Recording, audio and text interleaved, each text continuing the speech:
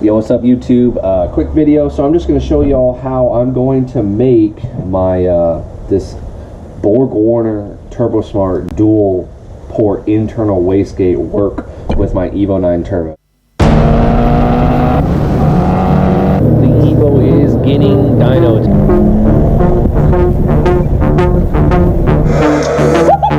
Wings mounted. So part of the process that was probably the most difficult is I'll show you in this box. So it comes with 3 different size threaded rods, right?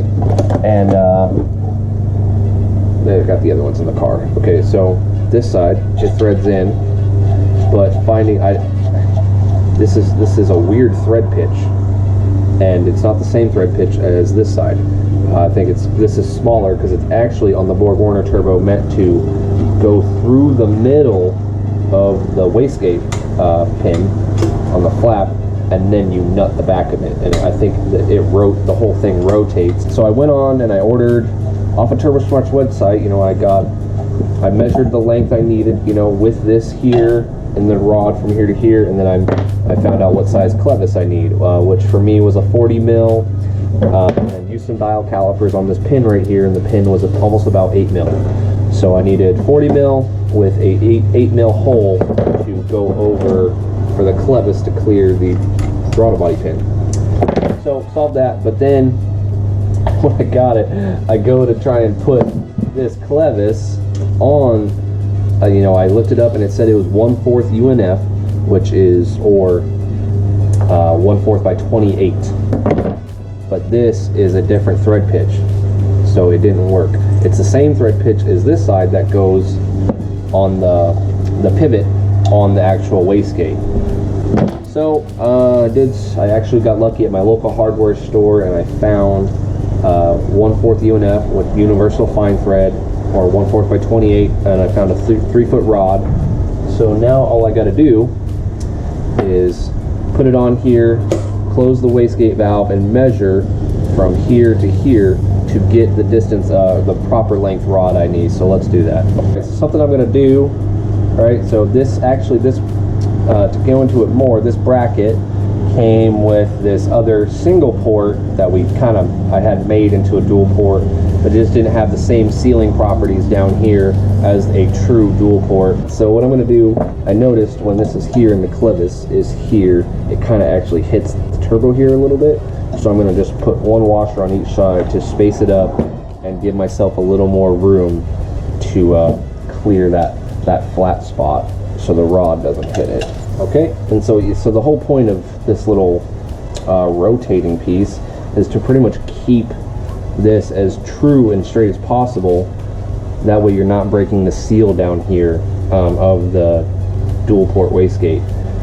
And essentially what's going to happen is, so normally, you know, you got pressure coming in through the top, and then you got a spring that has a resistance. So your vacuum pressure, and what it'll do, it'll push this rod down, and as it pushes the rod down, it opens your wastegate, which pretty much relieves exhaust pressure that comes up through the manifold on the exhaust side. Well, with this dual port internal wastegate, there will be down here another vacuum pressure pretty much on the bottom of the piston and the diaphragm, pretty much slamming the wastegate shut. So while it will have resistance while it's trying to open, it actually won't be able to open. And as it won't be able to open, the air has to take the path of least resistance, which will be the turbo. So essentially you're increasing, you know, the pressure of the air inside the turbo. And since the wastegate isn't letting the exhaust gases come off, it's got to come out here, right? And so more pressure, higher velocity will push out of this turbo, possibly making this spin faster. This is all about improving boost response, is the whole plan.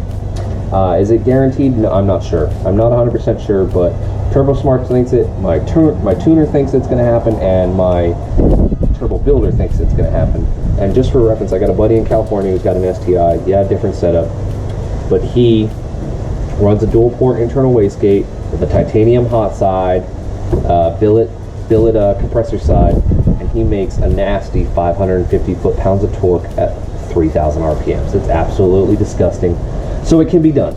It can be done. Boost response can be improved while going to a bigger turbo Is it tough? Yeah, but part of it is it's got to be paired with a 4-port boost controller. It has to be, because the 4-port boost controller is a separate vacuum or pressure source, you know, to one of this one coming off the intake. I'm not exactly 100% sure on the line routing yet, but you need an extra pressure source to pretty much pressurize the bottom of the piston, stopping the wastegate from opening. So what I'm going to do is I bottomed it out in this. I'm going to bottom it out, and then I'm going to back it out probably just about a couple threads, and then right here I'll tighten up that jam nut, and then same thing on this side. So now clevis will be here. Let me do it on this side so you guys can see. So clevis will be here with the wastegate closed, and then now what I'll do is I'll give myself a little bit of extra threads. So I'm going to mark right about here, just so I have more room to tighten, and and if I mess up, I got 3 more feet of rod. So a little more extra, not all the way threaded down, and then I'm going to cut it there. I'll take a file, I'll clean up the threads, and I'll thread this wastegate on. And then honestly, so this is the thread though, it's not like a left and right, it's only a right, and actually both of these are only right thread as well. So I'll have to thread it, you know, thread this, place it on, but actually you want this wastegate flap as tight as possible. That way you got no exhaust gases or, you know, potential boost leaking by the wastegate.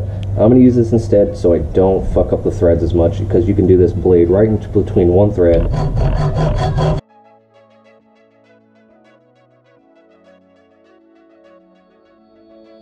Okay, there we go. So now and it's actually, now all I got to do is file down this little piece that got left over and just make sure it's as clean as possible, and then I'll be able to thread it into both.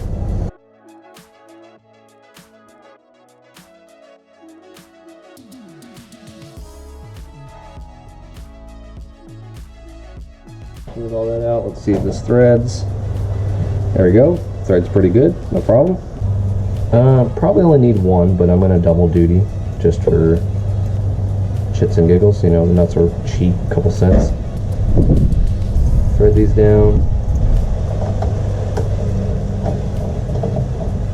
Same thing, so I will thread it all the way in, back it out a little bit, tighten that nut down, and then on this side, and then see, now as you can see, okay, that,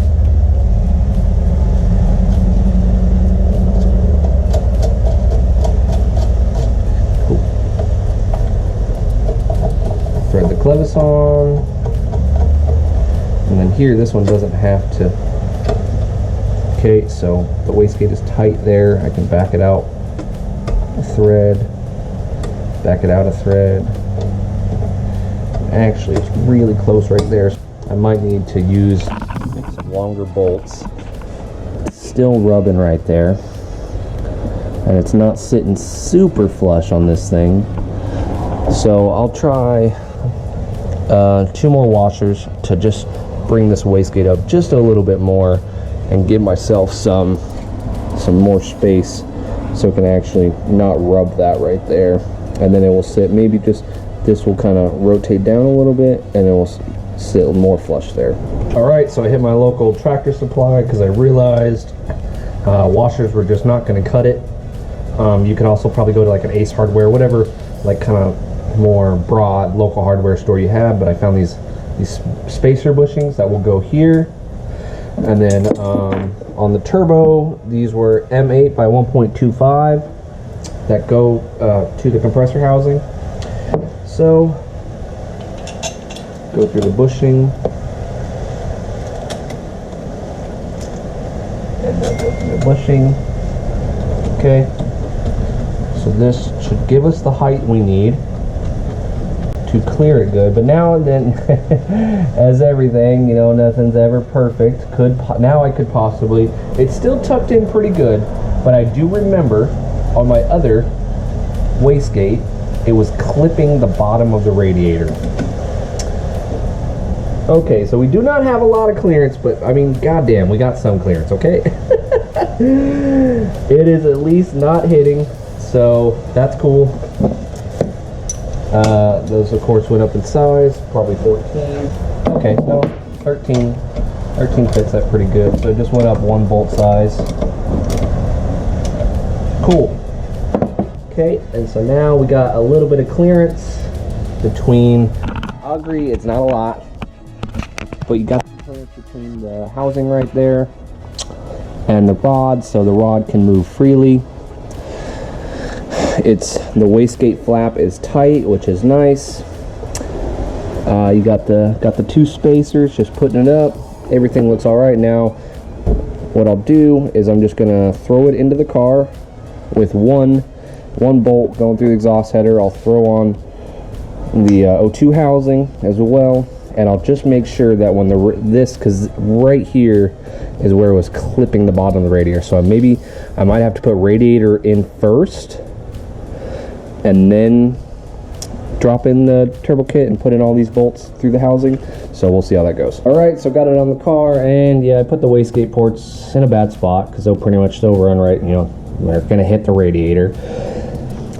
So I could put them, you know, there's 2, it's hard to see way down there, but there's 2 ports on this side facing, but then that will run pretty close to the downpipe. So what I'm gonna do is I'm gonna take it back off, and I'm gonna rotate this 180 and then see how the ports look on this side, and then I'll go from there.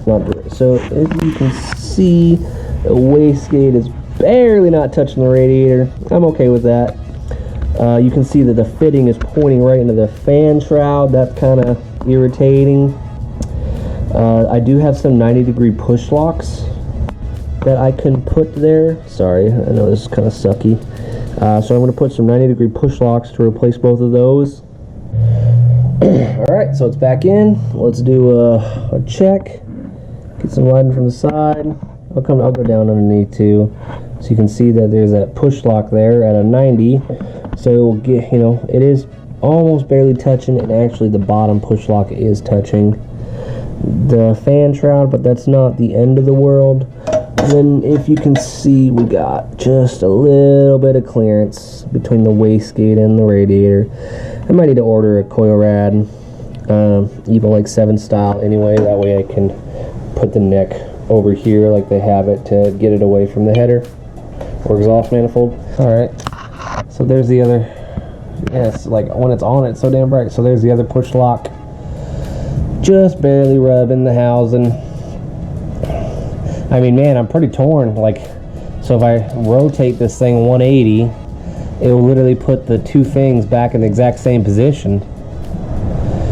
And then I could do them on the inside here, but then, you know, maybe I'll run into this pipe and I'd have clearance on this, and then on this side it'd actually be closer to the exhaust manifold or the downpipe, and you know, I want to get away from the downpipe to not melt the vacuum lines or anything, so I'd rather it be over here. It's all a part of the process, but yeah, not looking too bad. We'll go from here.